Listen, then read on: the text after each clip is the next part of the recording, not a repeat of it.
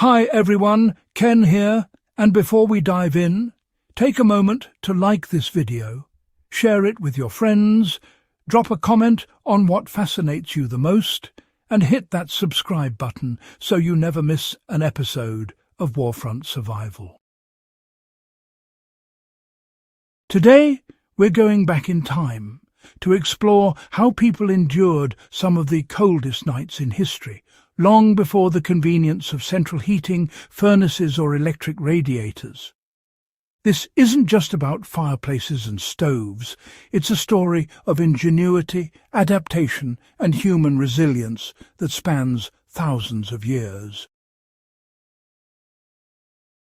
For millennia, the open fire was the heartbeat of warmth. Prehistoric humans huddled around campfires, relying on flames not only for heat, but also for protection, cooking and social connection. As settlements evolved, the fire moved indoors, becoming the central hearth in homes.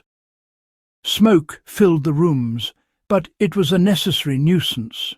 Warmth was survival.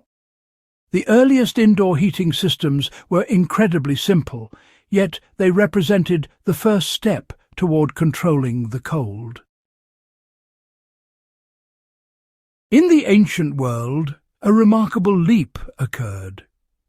The Greeks and Romans developed sophisticated systems that might surprise many history enthusiasts. The Romans, in particular, pioneered the hypocaust system, a form of underfloor heating where hot air generated by furnaces circulated beneath floors and through hollow walls. Wealthy Roman villas and public bathhouses benefited from this technology, providing consistent warmth long before modern conveniences existed. Similarly, in ancient Korea, the ondol system used heated floors to provide efficient warmth in homes. These systems were groundbreaking, demonstrating early humanity's ingenuity, though they were expensive and mostly reserved for the elite.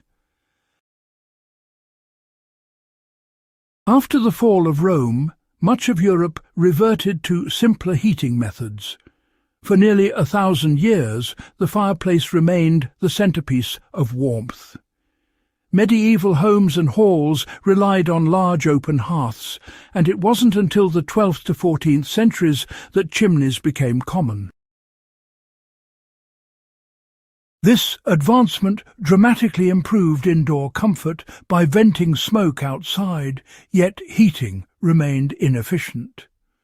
Only the area near the fire was genuinely warm, forcing people to adapt creatively.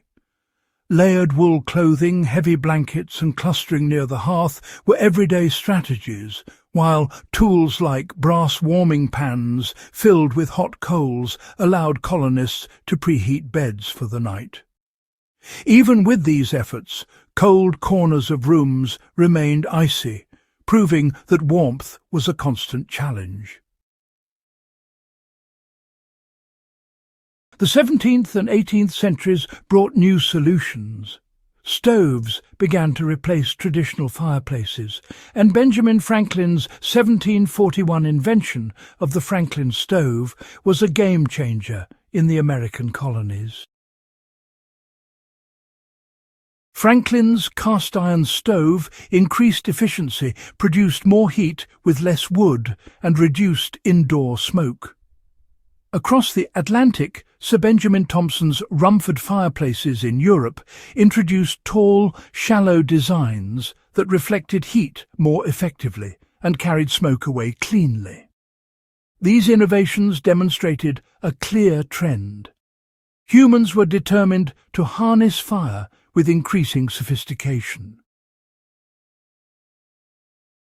By the 19th century, inventors were ready to tackle a much larger problem: heating multiple rooms from a single source. Central heating began as a concept inspired by ancient systems yet adapted to new technologies. Early experiments involved furnaces circulating hot air through ducts, or circulating hot water and steam through pipes. In the United States, Daniel Pettibone installed one of the first warm air furnace systems in a hospital, while in England, engineers like William Strutt refined similar systems for public buildings. High-pressure hot water and steam systems developed by A.M. Perkins and others laid the groundwork for widespread adoption, though these early systems were sometimes hazardous and difficult to maintain. The mid-1800s saw the emergence of the radiator, a pivotal moment in heating history.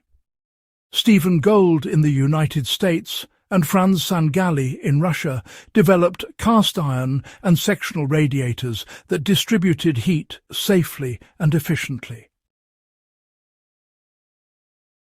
Victorian-era buildings soon featured radiators connected to central boilers, creating the first truly uniform indoor heating experience.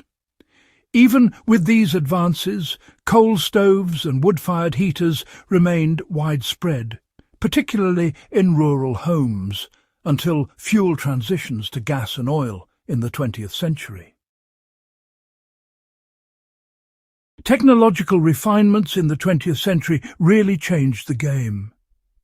Alice H. Parker's 1919 gas furnace design introduced the concept of controlled zoned heating, which allowed individual rooms to receive heat on demand. Electrical innovations enabled thermostats and automation, while insulation breakthroughs, like fiberglass later combined with safe construction materials, made homes far more energy efficient. By the middle of the century, central heating had become standard in urban homes, and by the 1960s, modern heating systems were widespread, powered largely by natural gas. Integration with air conditioning created the comprehensive HVAC systems we take for granted today, while innovations like heat pumps and radiant floor systems have added efficiency and flexibility, echoing ancient methods like the Roman hypocaust and Korean ondol. Looking back, the story of heating is one of relentless human innovation. Every era solved the problems of its time with the tools and knowledge available, from smoky hearths to high-tech thermostats. Survival in the cold wasn't just about enduring, it was about adapting, inventing, and improving. By understanding these historical solutions, we not only appreciate modern comfort, but also learn lessons about resourcefulness and resilience, qualities every survivalist should study. So now I turn it over to you. Which historical heating method fascinates you the most? Would you trade your modern comforts for a Roman hypocaust or maybe a colonial warming pan? Drop your thoughts in the comments, share this video with your friends who love history and survival, and make sure you're subscribed to Warfront Survival so you don't miss any of our deep dives into the ingenuity of the past.